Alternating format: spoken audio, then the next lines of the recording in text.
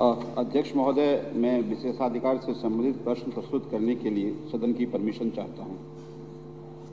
ये प्रस्ताव सदन के समक्ष है।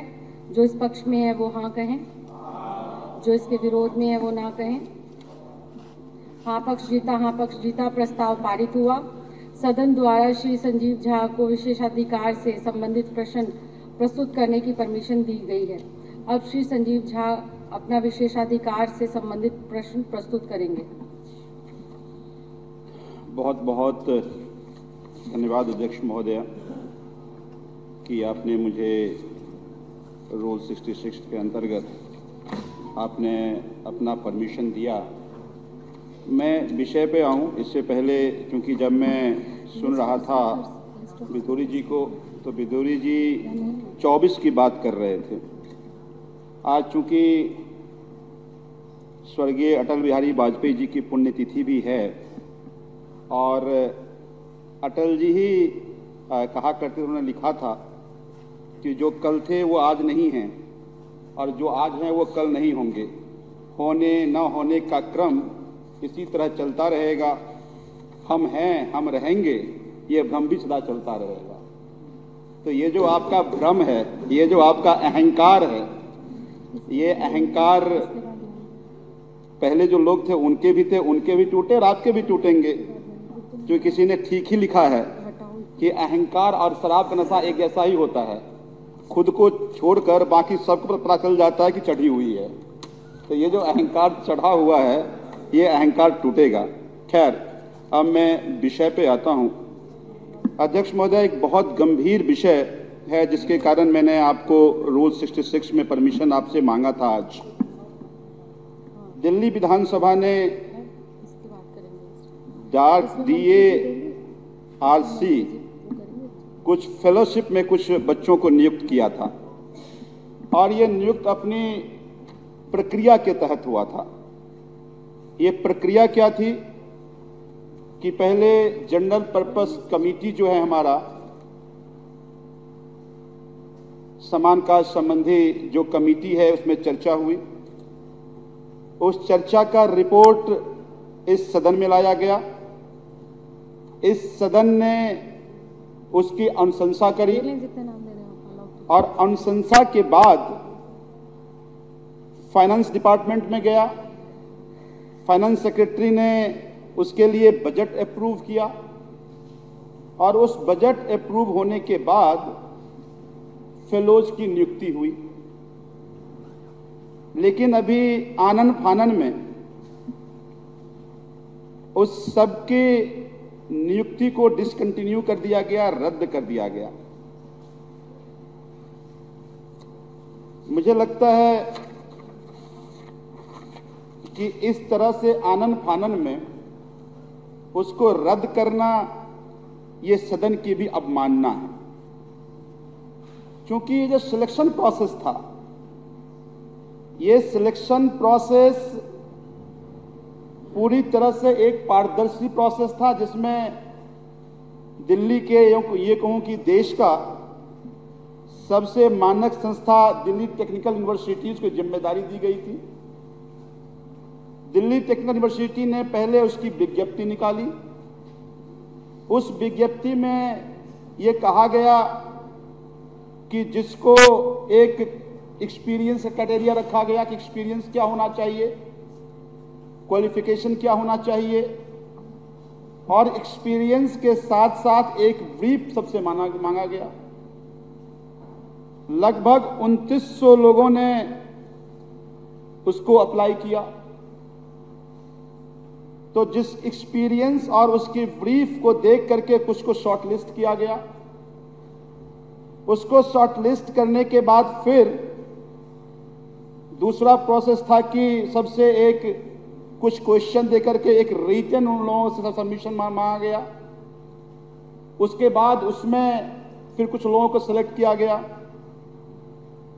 और बाद में फिर दिल्ली टेक्निकल यूनिवर्सिटी के गाइडलाइन में कुछ एक्सपर्ट बैठ करके उस सब का इंटरव्यू लिया और उस इंटरव्यू में जो लोग सेलेक्ट हुए उनको फेलोशिप दिया गया। अब ये जो फेलोज थे, ये फेलोज रिसर्च स्कॉलर थे, आईआईटी दिल्ली या अलग अलग जो मानक संस्था है वहां से पढ़ के आए थे, ना केवल देश बल्कि विदेश से, कोई आयरलैंड से, कोई यूके से, वर्ल्ड के अलग अलग जो अच्छी यूनिवर्सिटीज है वो जो वहां से पढ़ के बच्चे आए थे, उनको ये नियुक्ति दी गई। और ये जो नियुक्ति थी, इस नियुक्ति के में कुछ जिम्मेदारी जो विधानसभा में काम कर रहे हैं उनको उसमें मदद करने के लिए दी गई, अलग अलग एमएलएज को, जहां जो बैठे सदन में मुझे भी और बाकी सब एमएलएज को दी गई, कुछ को मंत्रालय में दी गई कि मंत्रालय के काम में उसको असिस्ट किया जाए। मैं ये मानता हूं कि ये दो तरह का प्रोसेस था। जैसे मैं अपना उदाहरण देता हूं कि मेरे यहां जो फेलोज थी उसको हमने पूछा कि आपकी क्या क्वालिफिकेशन है और आप कैसे आए, आप क्यों आए, क्या आपके पीछे आने के पीछे आपकी मंशा क्या थी।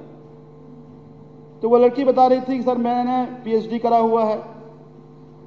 पीएचडी के बाद फिर हमने अलग अलग जो वर्ल्ड इंडिया के पॉलिटिकल रिसर्च ऑर्गेनाइजेशन के साथ मिलकर काम किया, लेकिन हम एग्जीक्यूटिव कैसे काम करता है मैं जानना चाहता था। और यही कारण था कि हम जब ये फेलोशिप आए तो मैं उस फेलोशिप को हमने ज्वाइन किया। अब समझिए कि एक तरह से हम एक वो नया पौध तैयार कर रहे हैं जो पौध जनतंत्र को, जनतांत्रिक व्यवस्था को, पॉलिटिकल एग्जीक्यूटिव कैसे काम करता है और उस काम को कैसे बेहतर किया जाए। क्योंकि ये भी आज देश की एक विपदा है कि हम कहते हैं एक तरफ कि वर्ल्ड का सबसे ज्यादा यूथ हमारे यहां, ज्यादा परसेंटेज ऑफ यूथ हमारे यहां है, यूथ कंट्री है, और उस यूथ कंट्री को जो गवर्न कर रहा है वो 60 साल से ऊपर के लोग हैं।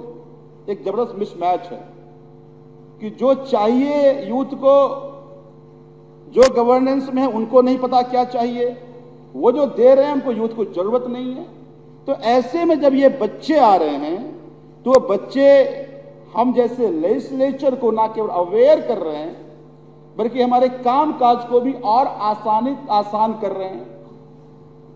तो मुझे यह लगता है कि एक हमारे काम को परफेक्शन की तरफ ले जा रहे थे और वो उस तरह से समझ रहे थे कि वास्तव में एक ये जो पॉलिटिकल एग्जीक्यूटिव का काम कैसे होता है। लेकिन जिस तरह से उन सबको हटाया गया, इसके पीछे दो उद्देश्य था।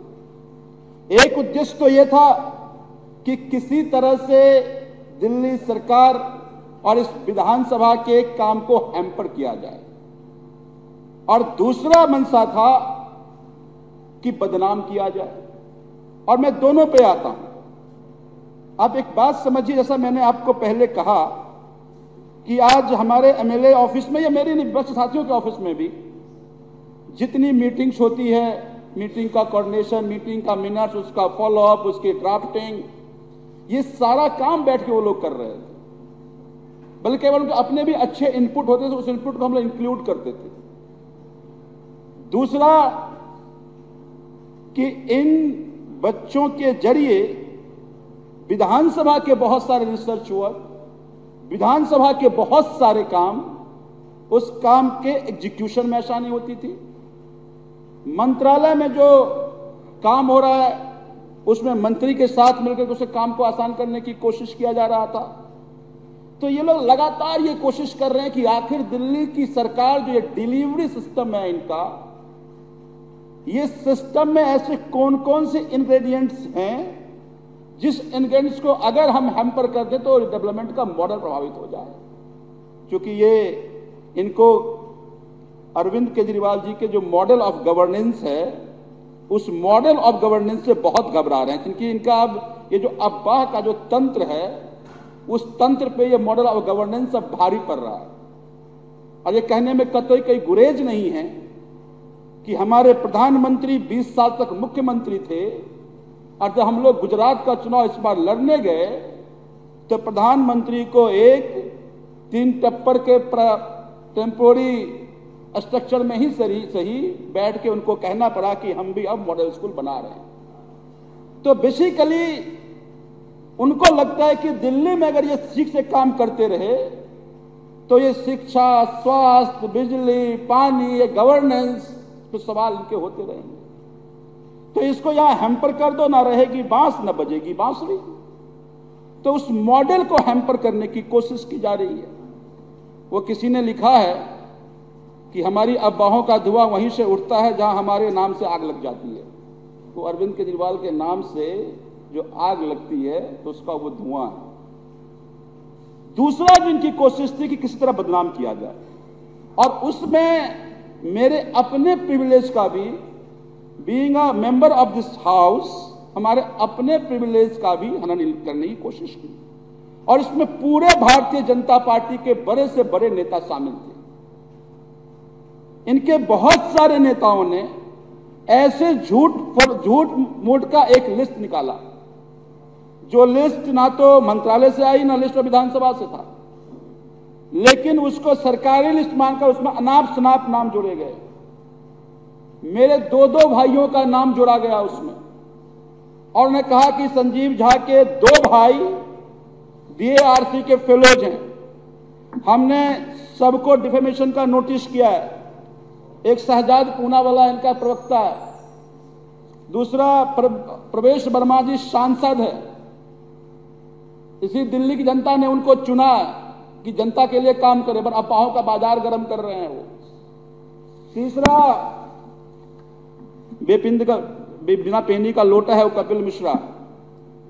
इसी तरह से बहुत सारे लोग, हाँ ये भी हंस रहे, जानते वहां से ही पलट सकता है। अब पलटा ही था, जब इधर था उधर भी ऐसे ही था, पता है इनको, इसलिए हंस रहे हैं, सच्चाई जानते हैं। मेरा ये कहना है कि इन लोगों ने एक लिस्ट निकाला, और उसमें मेरा ही नहीं, अभी वंदना जी बता रही थी कि एक किसी लड़की का नाम जोड़ दिया कि इनका वो रिलेटिव है, कोई कविता झा। हमारे दिलीप भाई चीफ व्हिप हैं, इनके साथ जो लोग पॉलिटिकल काम करते हैं उनका नाम कई लोगों ने चलाया। दुर्गेश पाठक जी की मिसेज फेलोज थी, शादी बाद में हुई है। कम से कम देखिए, मुझे लगता है ये मर्यादा, और इन्हीं के फेलोज थी। संजीव जी कंटिन्यू रखें। नहीं, वो देखिए सदन के जरिए ये जानना भी जानना भी जरूरी है कि इनको, और ये फेलोज भी इन्हीं के थे और यही कई बार तारीफ करते रहे। तो मेरा ये कहना है, और इस सदन के जरिए दिल्ली वालों को और देश को जानना भी जरूरी है कि किस तरह से अफवाह का तंत्र भारतीय जनता पार्टी चलाती है, और इसीलिए भारतीय जनता पार्टी के नेताओं के किसी भी बात पे दिल्ली या देश की जनता को भरोसा नहीं करना चाहिए। अभी आपने देखा जीएनसीटी बिल के जरिए अभी कानून बनाया है। जनसंघ के समय से ये कहते थे दिल्ली को पूरा राज्य बनना चाहिए, और आज मुकर गए। तो भला इन लोगों का, इन पार्टियों का जनता कैसे भरोसा करे? तो इनका एक ग्रुप ऑफ पीपल है जिनका काम है अफवाह फैलाना। तो हमने ना केवल डिफेमेशन किया है, बल्कि मैंने कोर्ट भी जा रहे हैं, चूंकि गवर्नमेंट डॉक्यूमेंट के साथ फोर्स किया गया है, ये 120B का भी मसला बनता है। तो हम कानूनी कार्रवाई तो कर रहे हैं, लेकिन मैं ये मानता हूं अध्यक्ष महोदय कि ये सदन की अवमानना इसलिए है कि 2018-19, 19-20, 20-21 में फाइनेंस सेक्रेटरी ने, फाइनेंस डिपार्टमेंट ने इस फेलोज को पहले से ही सैलरी देता रहा। तो अगर 3 फाइनेंशियल ईयर में आपने सैंक्शन दिया, किस बिना पे दिया आपने? तो अगर 3 फाइनेंशियल ईयर में आपने सैलरी दी, तो आज ये इलीगल कैसे हो गया? और ये चूंकि सदन के पटल पे ये रखा गया था, सदन ने इसको अप्रूव किया था, इसलिए ये सदन की भी अवमानना है। तो मेरा 2 निवेदन अध्यक्ष महोदय। पहला कि जिन अधिकारियों ने ये इसको डिसकंटिन्यू किया है या कराया है, उन सभी अधिकारियों पर अवमानना होनी चाहिए। और वो तमाम लीडर्स, जिन लीडर ने इस झूठ को फैलाया है, उन सभी लीडरों पर भी अवमानना होनी चाहिए और सदन से कठोर मैसेज आना चाहिए, ताकि कल कोई दिल्ली विधानसभा का अवमानना, विधानसभा के सदस्यों का अपमानना करने की हिम्मत ना करे। तो इसलिए अध्यक्ष महोदय, आज मैंने आपसे रूल 66 के अंतर्गत आपसे इस परमिशन को हमने मांगा था। मुझे उम्मीद है कि आज ये सदन इस गंभीर विषय पर सोच करके सभी अधिकारियों पर और उन तमाम लोगों पर जिन्होंने सदन की अवमानना या सदन के सदस्यों की अवमानना करने की कोशिश की है, उन पर कार्रवाई हो पाए। बहुत बहुत धन्यवाद। सुरेंद्र कुमार जी।